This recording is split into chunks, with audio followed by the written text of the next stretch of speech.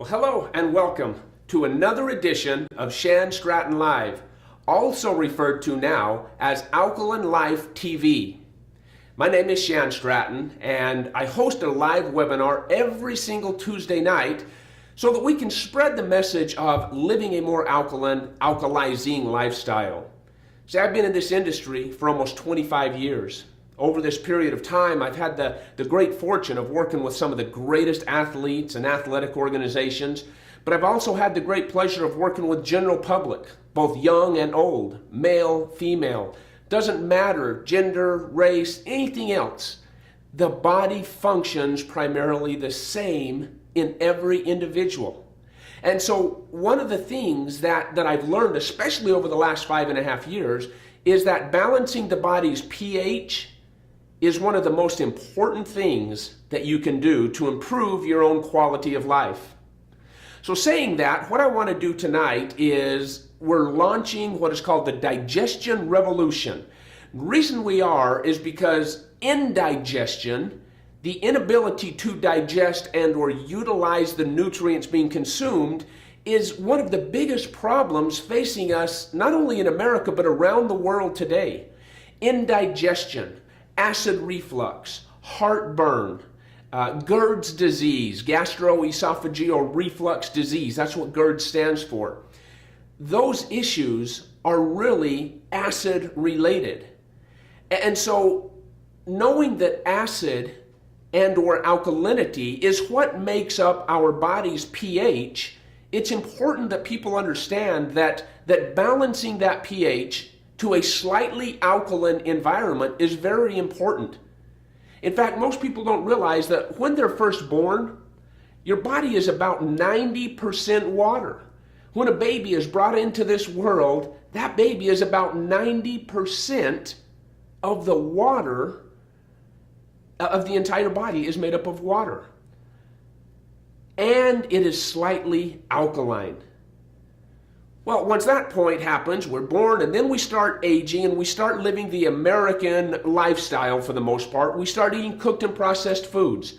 We start doing things that might not be as healthy as it should be, laying around or gaining weight, whatever the case might be. Environmental factors, societies, certain things cause us to slip more into an acidic environment.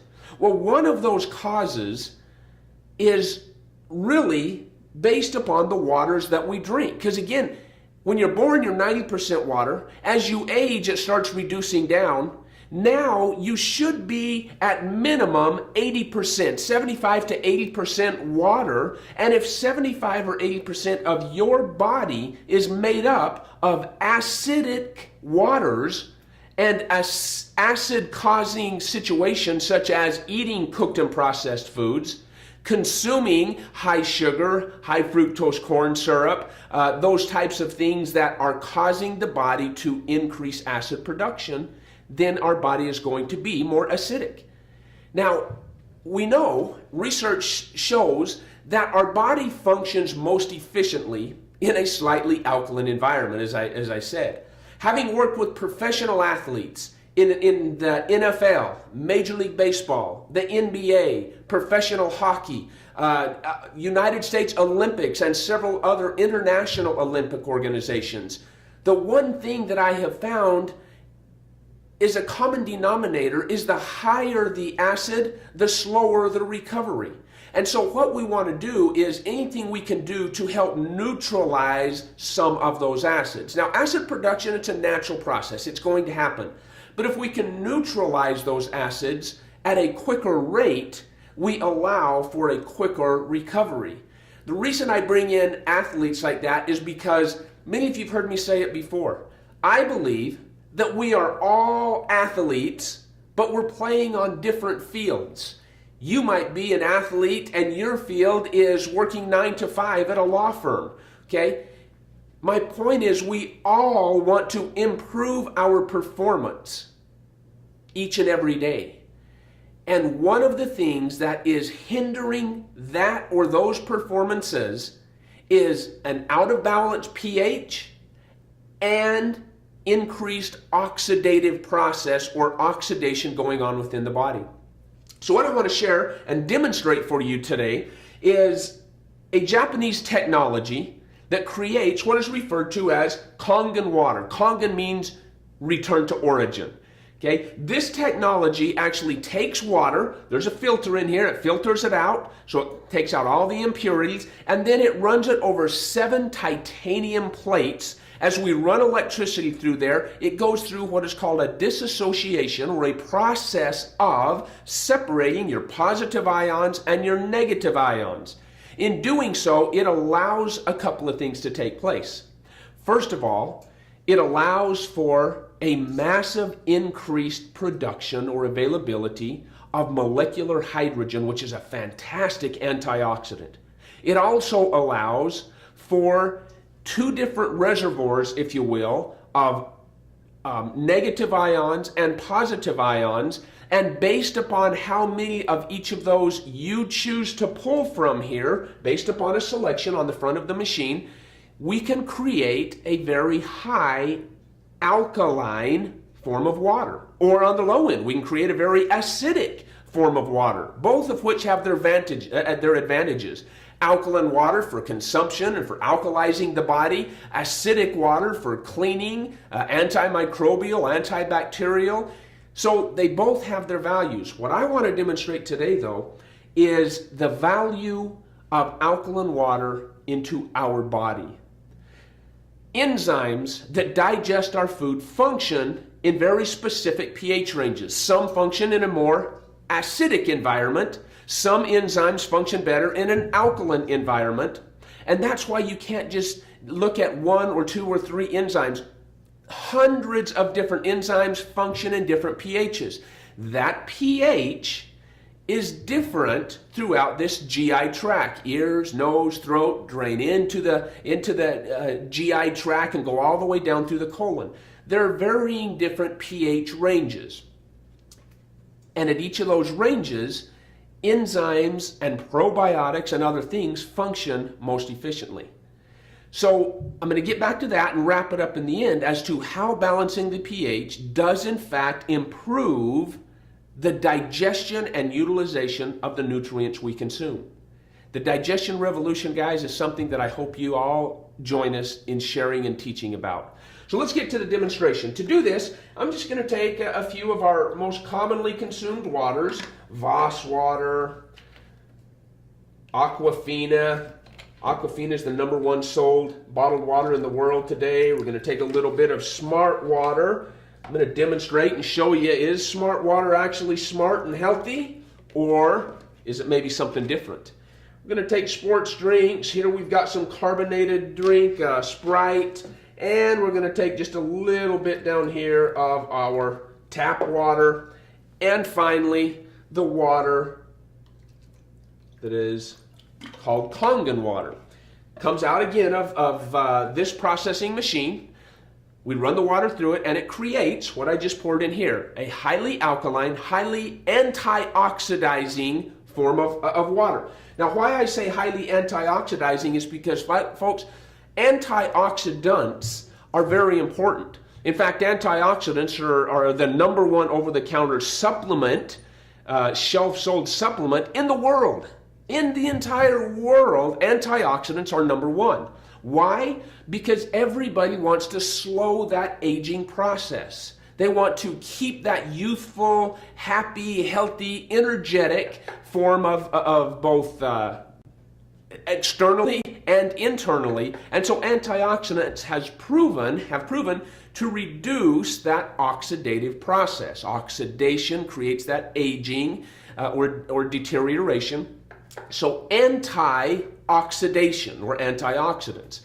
So knowing how important they are, if we actually had something that was more or had a greater potential to reduce that oxidative process, even more so than, say, oranges or other fruits and vegetables, even more antioxidant than, say, green leafy vegetables, even more antioxidizing potential than cod liver oil, you would think that was important, right? Well, that is exactly what we have, is we actually have the technology to create that highest potential to reduce that oxidative process. Now what I'm going to do here is I'm going to take an instrument that we use to measure whether a liquid is oxidizing or whether that liquid is anti-oxidizing.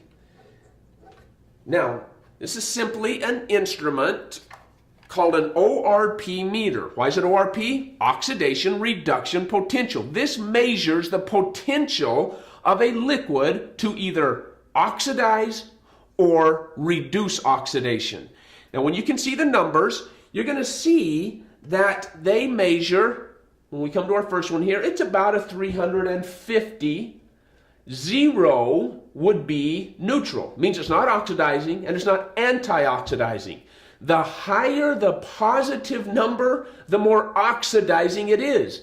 The more it needs to rob electrons when it gets in the body to just be neutral. We can see here what about 330. Let's look at Dasani. It's a positive number, 300 and about 30. They're about the same there. They're both on the positive side though. Again, 0 is neutral. 350. Let's go to Smart Water. Smart Water, it's not quite as oxidizing. It's down there at 330. Yeah, I hope you're able to see the numbers here a little bit. Turn them so you can see. 330. But now watch what happens when we go into, say, sports drinks. 350 and climbing. 350, probably still climbing. Carbonated drinks. Carbonic acid, it is oxidizing. We're up there at 380, and that usually climbs even higher than that. 380 positive number. Tap water, I'll bet we're not as high. Tap water, 290. So we dropped quite a bit, but it's still on the positive side, right? Now, folks, I want you to keep an eye here, because as I put it into our next one, you watch it go to a negative number. I hope you're able to see it here. It's at a negative. It'll get there. It's going down. We're going to keep going here. It'll get down there, starting in the negative side. And as it climbs, it'll jump all the way up to a negative 2, 3, 400. It's an antioxidant, still climbing, minus 138 and climbing.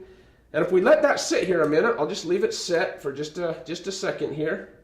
Well, you can see we're at 300 now, okay, and just continues to climb. Again, I hope you're able to see the negative in front of it. It's a negative. We're at negative 360. It's going to climb. And we can always come back. Let's come back to the carbonated drinks. Back into the carbonated drink. You see it starting to drop back down. It's going to be here in the it's going to be back to the positive number. And then it'll climb all the way back up to a positive 200 or 300. So it's oxidizing. What does that mean? It means that it is measuring whether or not that or those liquids, back to a negative, high negative number, very anti-oxidizing. Negative 355. Okay? So I hope that helps you see a little bit of how we can measure whether a liquid is able to produce or provide that extra electron.